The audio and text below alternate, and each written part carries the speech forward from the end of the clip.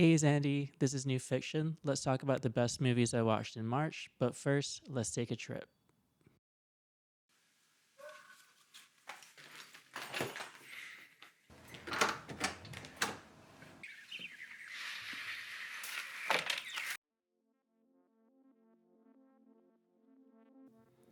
So, we just got back from a trip to Greenport, New York, which is on the very eastern edge of Long Island.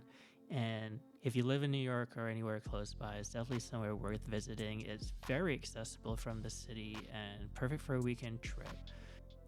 But the thing I was thinking about is how Greenport feels a little overlooked when you think about the eastern part of Long Island. Greenport is surrounded by flashier neighbors.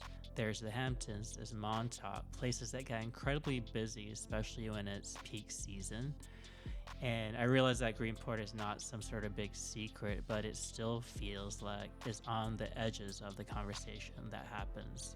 And really, that's what this video is about. It was just Oscar season, and every time I watch the Oscars, I think about the movies that I love that were snubbed and overlooked by the Academy and really deserve more recognition. So here are two of the bigger Oscar snubs in recent times, in my opinion. Let's kick it off with Portrait of a Lady on Fire by Celine Sciamma.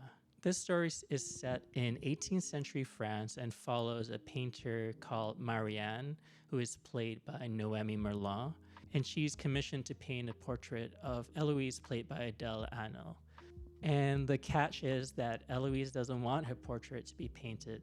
To her, the painting represents a person that she just doesn't see herself as, and a way for society to fix her into a role that she doesn't fit into. Another painter had come to the island, tried and failed, so Marianne has to paint in secret, basically. She has to observe Eloise really closely without her figuring out her true intentions.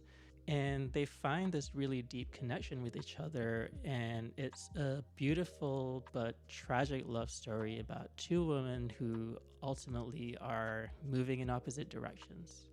So first of all, it was really hard for me to pick out the clips for this movie because I think it's one of the most gorgeous movies that I've watched ever. Every scene is just so perfectly framed that I honestly could watch this whole movie on mute just to absorb the visuals. That's how good it is. I think the thing that stands out to me is that so much of the movie is grounded in realism. It really wants to depict the relationships between the women on the screen in an accurate light, and the isolation through the environment and the things left unspoken between all the characters. And all those things are present in the film, and they're very real and clear. But every now and then, when you least expect it, it throws you something out of left field, something that feels really surreal, and it just works. I mean, take a look at this scene and tell me that this isn't perfect.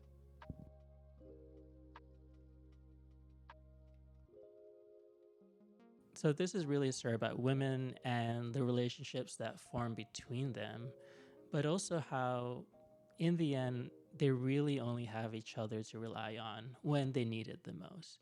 At a time in our world where things are starting to change and you can see the hints of modernity here and there, but most are still struggling to find representation and agency. Marianne, I think, is a great example of that because as an artist, she's successful enough to support herself, but there's still things that she can't do, subjects she can't paint. Speaking about art, this movie, I think, is one of the most accurate depictions about how art is created that I've seen in a fictional film. My wife is a painter, and one of the things that I love about watching her work is just seeing how something is created out of nothing. So much of painting, I feel, is just jumping into the unknown and being really fluid and flexible about that process, jumping straight into the canvas without completely understanding where you're going to go next. There's this really deep connection between the way that you move your body and your hands and what comes out on the canvas. And I think that is depicted really well in this movie. So 2020 was actually the year that Parasite won Best Picture, which is another movie that I love. So I can't really complain about that. But the fact that this movie wasn't represented at all in that year's Oscar, I think makes it one of the bigger snubs in recent years. If you haven't seen this movie yet, please watch it. Keep an open mind. These are the kinds of movies that make the art of film so special to me.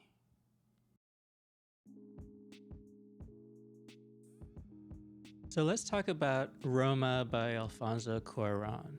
So this movie is less of a snub because it actually did win Best Foreign Language Film in 2019. And it was also nominated for Best Picture the same year, where it lost to Green Book, a very mediocre film. So in that sense, it was a snub because it was by far the best movie in a year that had other very underwhelming options. So the movie follows Cleo, who is a domestic worker to an upper middle class family in 1970s Mexico City. And it's really about how Cleo's life is really weaved into the lives of the people that she is working for, but it's also about how her life is very separate from the family, a parallel track that can never be together. When I picked out the movies, I realized that these two movies were actually only released about a year apart. But I really wanted to talk about both of them because of the fact that they are thematically very similar in a lot of ways. And the way that these themes show up in the visuals are also very similar. Like Portrait of a Lady on Fire, it was super hard for me to pick out the clips for this movie just because this movie is just so visually striking. Every single scene is like a painting. It's one of those movies where I constantly want to pause it and look at how everything is framed because it's just so visually good looking. In like Portrait of a Lady on Fire, everything is really rooted in the sense of realism. Alfonso Cuarón really wants to get the details of everyday life in Mexico City right at the time. It's something that he is very familiar with. But every now and then there's just something a little magical, a little strange that pops up that makes you question the reality that you're seeing. Similar to Portrait of a Lady on Fire, a lot of the story is really about how a lot of society is really being held together by these marginalized women who work on the fringes, in the background, unnoticed most of the time, like Cleo is. And there's always this tension in the air at a time when things are changing pretty rapidly in Mexico, but it doesn't seem like everybody has caught on to it yet, or maybe people are just choosing not to notice. And in a political environment that feels like people are just waiting for a spark to be lit and everything to fall apart all at once. And it does happen in tragic ways in this movie. I think the most interesting part of this movie is just the dynamic between Cleo and Sophia and the rest of the family. It's really clear that the family would just fall apart without Cleo. She is such an integral part of the family. She's so close to the children that they see her as a mother. But at the same time, in parallel, she lives a completely separate world, one that is shown in parallel to the lives of the family in the movie. And those two things can't easily be bridged together no matter what happens. But in the end, what brings everyone together is this sense of motherhood. And very similar to Portrait of a Lady on Fire, in the end, the women in this movie only have each other to rely on when things go bad and when they experience the tragedies that only they can understand. This is a 5 out of 5 film, just like Portrait of a Lady on Fire, and one of the biggest Oscar snubs in recent times.